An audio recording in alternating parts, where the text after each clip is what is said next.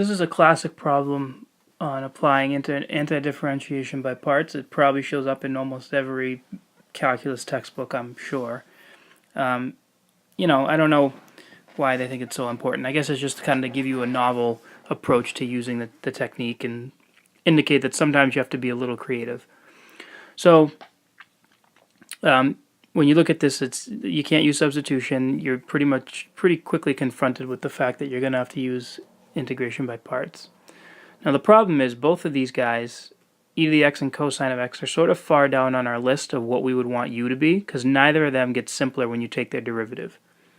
So I'm just going to go ahead and let u be e to the x, and I'm going to let the dv be cosine of x. And I'm going to take the derivative, du would be e to the x dx, and v would be the antiderivative of cosine, which is sine. So let's just kind of watch what happens here. So according to integration by parts, I'm going to say uv, so this integral up here,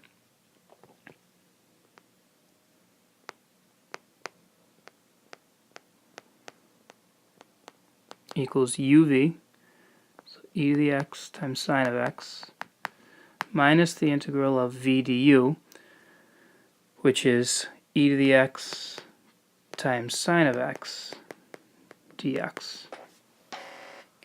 Now, that seemed like no progress at all because my new integral almost looks just like the first one. However, there's a little trick you can do. That is to do the same thing again. So I might have to use a different, like a little subscript here. I guess it doesn't really matter. I shouldn't, I guess, use u and v again, but we're just going to do that anyway. I'm going to let my u be e to the x here, and I'm going to let my dv be that, and I'm going to apply this again. So if u is e to the x and dv equals sine of x dx, then du equals e to the x and v equals the antiderivative of sine, e to the x dx, which is negative cosine of x. And so I apply integration by parts into this guy here. So we need to break this problem down before it gets out of hand. So again, I'm just handling e to the x sine of x right now. So that's equal to our uv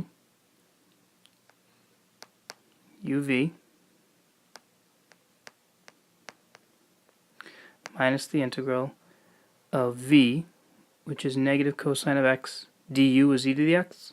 So that negative in the cosine of x I'm going to put out front here and make it a plus. And so I get this. So now, if we put this all together, it kind of seems like we're going in circles. That last integral is exactly the same as the first one. So this seems like just we're going in circles and not making any progress. But let me just write down what we have so far so you can see how we're going to get out of this mess. So this becomes e to the x sine of x minus that integral which we just solved. That integral is, and be careful of the parentheses, negative e to the x cosine of x plus the integral of e to the x cosine of x dx. So it seems like a nightmare, but watch what we can do. It's kind of clever. And distribute this negative. So you end up getting plus e to the x cosine of x minus e to the x cosine of x dx. And so it's important to kind of switch perspectives now and view this as an equation, and this as if this is a variable, a, and this is a variable a. Let's get the a's on one side. So I'm just going to add. I'm going to add e to the x. I'm going to add that integral to both sides. And that's how we're going to get out of this.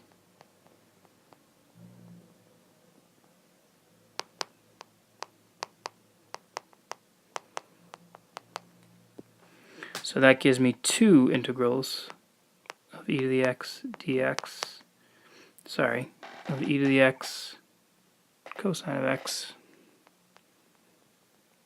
dx equals e to the x sine of x plus e to the x cosine of x.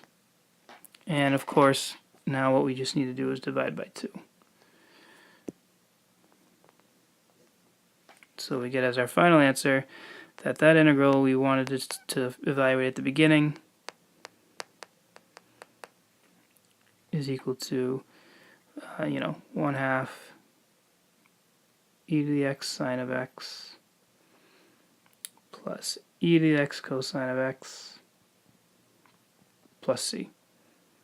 So it's just a kind of a classic example of a creative use of integration by parts in a situation that just seemed impossible. And one more special case of integration by parts. This is the integral of ln of x.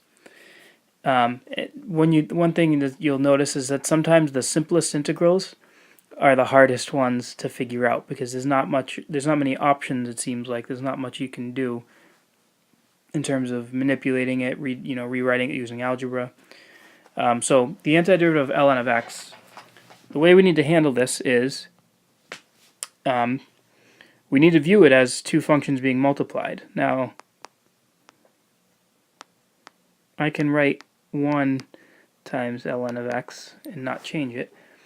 And so now I can actually do this problem because I have two parts. So you should let the u, you don't want to let the u be 1 because then the derivative of 1 is 0 and that's going to just kill everything. If you remember that list we made, that hierarchy, LIPET, logs was one of the first things you'd want your u to be. So I'm going to let u be that, and I'm going to let 1 dx be the dv. So if we let u be ln of x, and the dv equals 1 times dx, what ends up happening is something nice. So this becomes the derivative of u, which is to u. The derivative of ln of x is 1 over x dx. The antiderivative of dv is v. The antiderivative of 1 is just x. And now we apply the formula. So the integral of u dv is equal to uv minus the integral of v du, and something really nice happens. This x and the 1 over x cancel to give us a 1, whose antiderivative we know. So that's the x.